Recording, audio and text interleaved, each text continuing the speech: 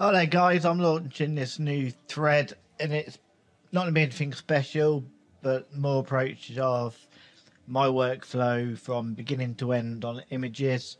Some videos are going to be less than 15 minutes, some are going to be 15 minutes but split into two or three videos, so they could be like 45 minutes or an hour's worth of tutorials in one. But YouTube limits me to a 15-minute video because I haven't got a partnership on this particular channel yet.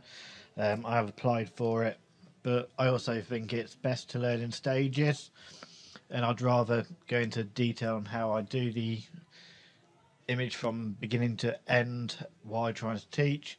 I'm not saying it is going to be tutorial teaching and such, but it's more teaching my workflow and how I create effects, etc. There are better photoshoppers out there than me. I'm sure some of you are even watching this video that are better than me, but I picked up tips and tricks along the way and how I'd achieve images. It's going to be shown in these videos, really. We're going to cover a wide variety of topics, mainly focusing on everyday subjects. So really what people use Photoshop for. It's a huge industry, Photoshop, but really all magazines and that, they use Photoshop of some sort, airbrushing their models, etc. But I'm hoping the things I'm going to be showing is going to be how you can incorporate it into your own images. So I hope you can learn something from it. If not, you learn my workflow, how I achieve things. Fair dues. I'm not forcing you to like it or anything, but I just think it'd be a good idea to start a regular thread like this where I'm going to put in projects on a regular basis from beginning to end.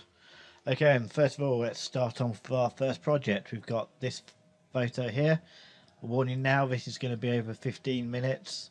Normally I'd use a filter, but I want to show you with a filter and without a filter. Similar effects.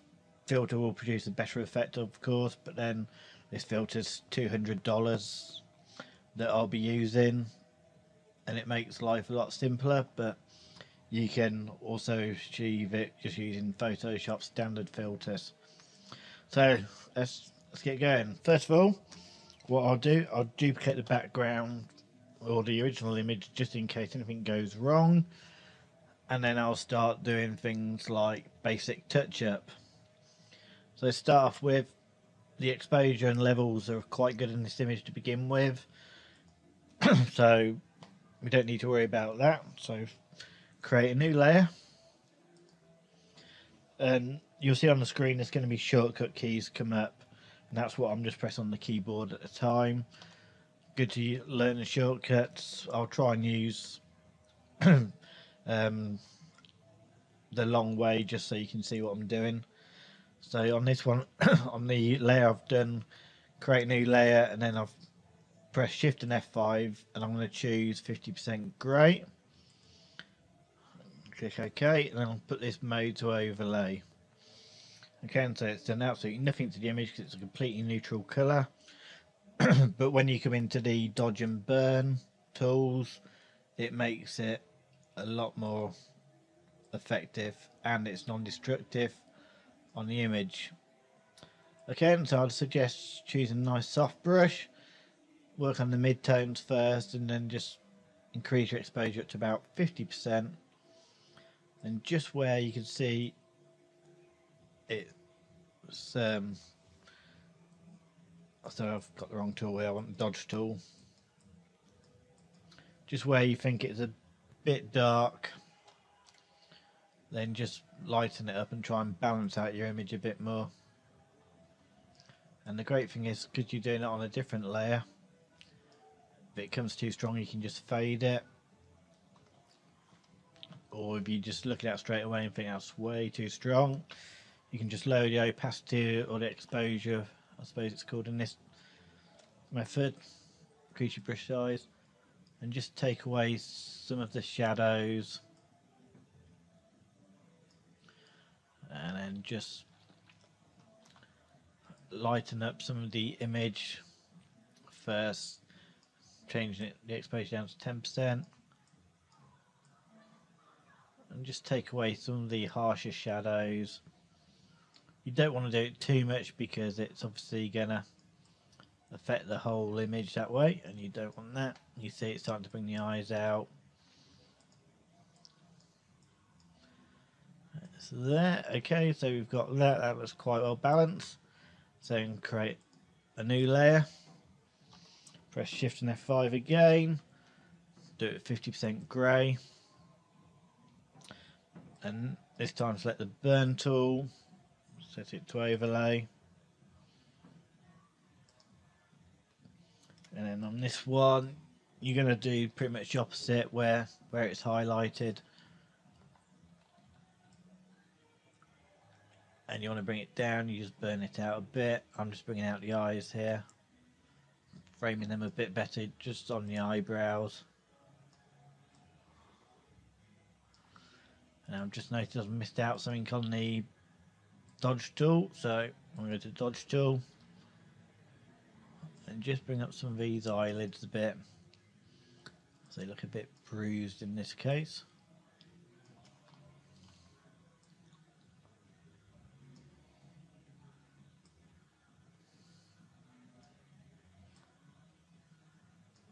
You just take away the harsh shadows because we're going to be applying a blade out to be too accurate.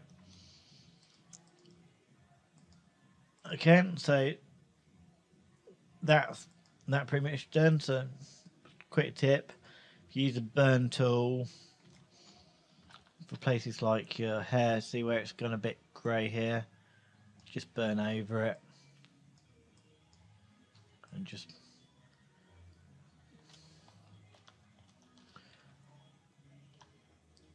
make sure you get it at a right kind of exposure because you don't want it blackened.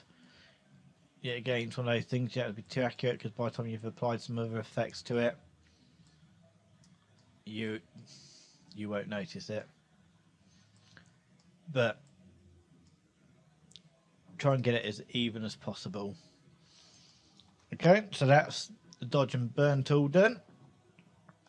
So select the layers, press Ctrl Alt and E, and that will merge those three layers together. So you've got a new fresh image to start on with. And just to keep it tidy, select those three layers, press Ctrl and G, and then rename that group to basic dodge and burn. I'll call it dodge because I'm sure there's going to be more to do as the image develops. But you see from before, so that's your image now, and then the before image is just like that. It's just balancing out some of the tones a bit better. You probably can't really see it on the video, it might probably look awful, but there we go. Okay, and so next thing I'll do is start repairing some of the skin, removing some of the blemishes, so create a new layer. And I'll choose the spot healing brush, put it onto sample all layers, normal, and I like to have it at about 50% on hardness, so it feathers the edges, but yet still got enough hardness in it to remove the blemishes at the centre.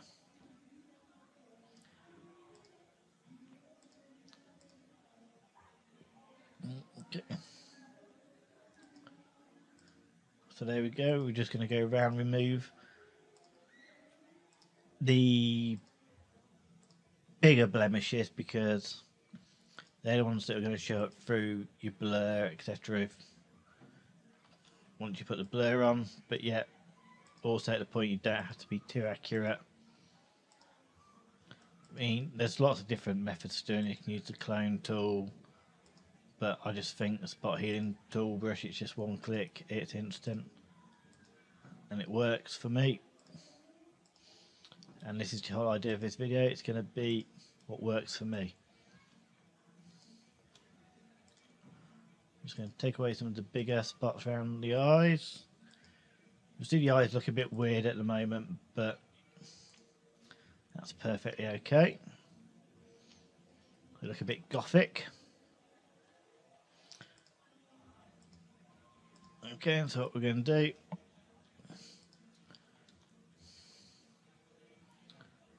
is Control Alt and E and merge them, and you can put them in a group separately and just call it Spot Heal.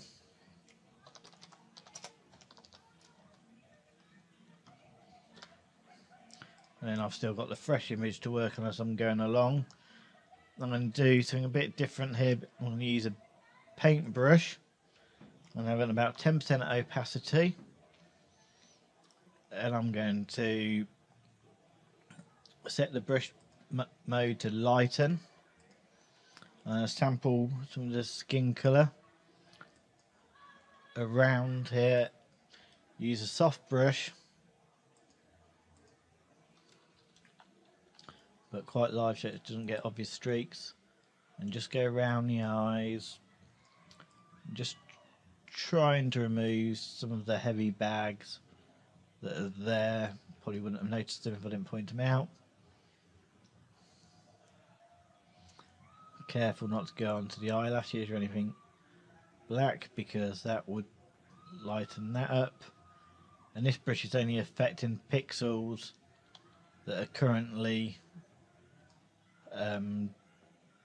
darker than the surrounding pixels, if that makes sense. And you're just trying to balance it out a bit.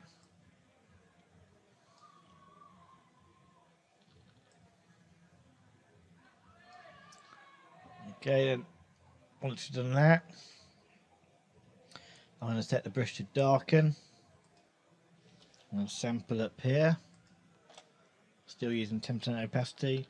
I'm going to try and brush out some of the highlights where the light's just reflecting off her forehead and maybe just her nose.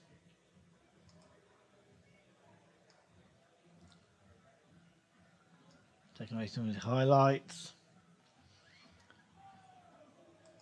I'm going to go back on here and just realise that I could do a bit more spot touching up. I'm just going to do this directly because it's only just small tabs on here.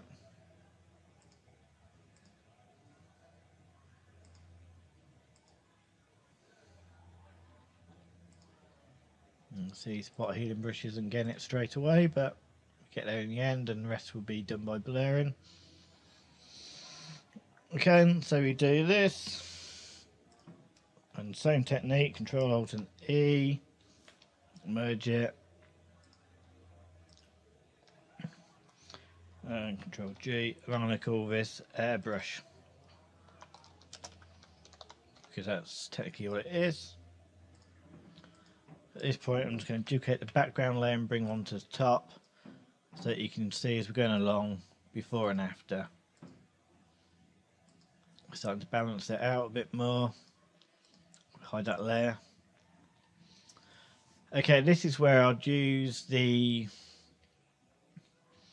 patch healing tool directly on this layer, because this chin is really bothering me, and we're just going to draw around it and then bring in there.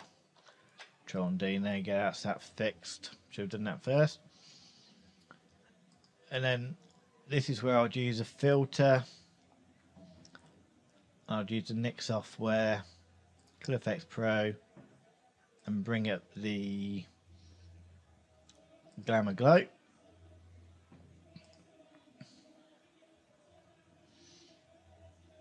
And you can see it's starting to bring it through. I'll just check the time on my video. And then all I'll do is just mask that out using the black brush. And just mask it out. And then follow that throughout the rest of the thing, the image, just get it even so you get that. Part 2 of the video is going to be doing it without that filter, and I'll see you on part 2.